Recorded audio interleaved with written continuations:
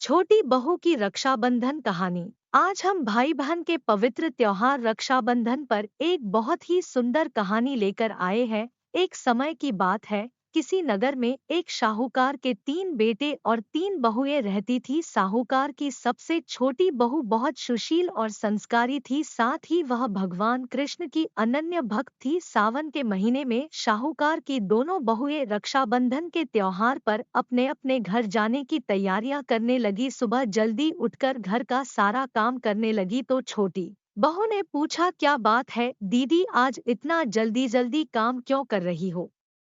तो उनकी जेठानियां बोली, कल रक्षाबंधन का त्योहार है, हम दोनों को अपने भाई को राखी बांधने अपने अपने घर जाना है। तेरा तो कोई भाई नहीं है, तू क्या जाने रक्षाबंधन का महत्व, भाई बहन के रिश्ते का महत्व। छोटी बहू को ये बात बहुत बुरी लगी और वह भगवान श्री कृष्ण के प्रतिमा के पास खड़ी होकर खूब रोई और बोली, यदि मेरा कोई भाई होता तो आज मैं भी अपने घर जाती। अगले दिन रक्षाबंधन का त्योहार था। सुबह सुबह उसके घर उसके दूर के रिश्ते का एक भाई आया और आकर शाहूकार से बोला, ये मेरी बहन है, मैं इसके दूर के रिश्ते का भाई हूँ और मैं रक्षाबंधन के त्योहार पर इसको अपने घर ले जाने आया हूँ।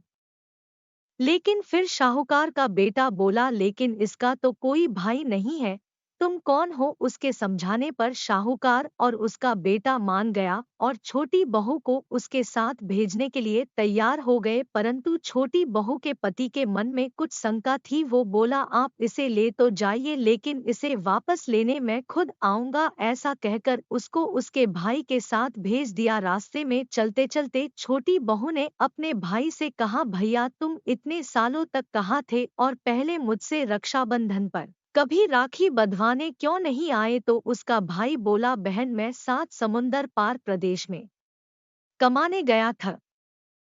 अब वह दोनों अपने घर पहुंचे तो घर में भाभी में अपने ननद का स्वागत किया, खूब औबगत की। फिर उन्होंने रक्षाबंधन का त्योहार मनाया। ऐसे ही हंसी खुशी समय बीत गया। एक छोटी बहू का पति उसे लेने उसके घर आया। महल जैसा घर और ऐसो आराम देखकर वो चकित रह गया। भाई और भाभी ने उसका खूब औबगत करी और अगले दिन सुबह सुबह भाई और भाभी ने उसे उसके घर के लिए रवाना किया। विदा करते समय उसे खूब सोना चांदी हीरे दिए। थोड़ी दूर जाने पर छोटी बहू का पति बोला, अरे मैं गलती से अपना कुर्ता वही भूल आया हूँ। तब वह बोली, कोई बात नहीं, आपका कुर्ता तो पुराना था, इतनी दूर वापस जाएंगे तो घर पहुँचते पहुँचते अंधेरा हो जाएगा। लेकिन उसका पति बोला, नहीं, मैं वापस जाकर अपना कुर्ता ले ही आता हूँ।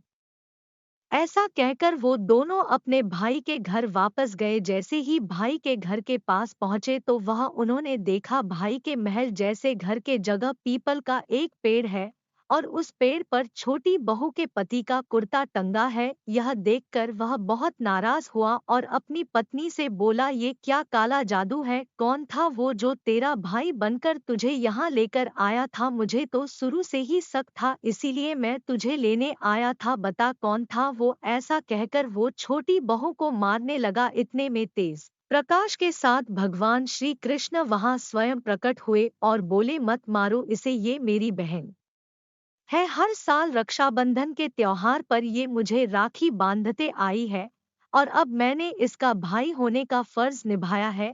इसे मैंने अपनी बहन माना है। छोटी बहू और उसका पति हाथ जोड़कर श्री कृष्ण के चरणों में गिर गए और फिर सब खुशी से रहने लगे।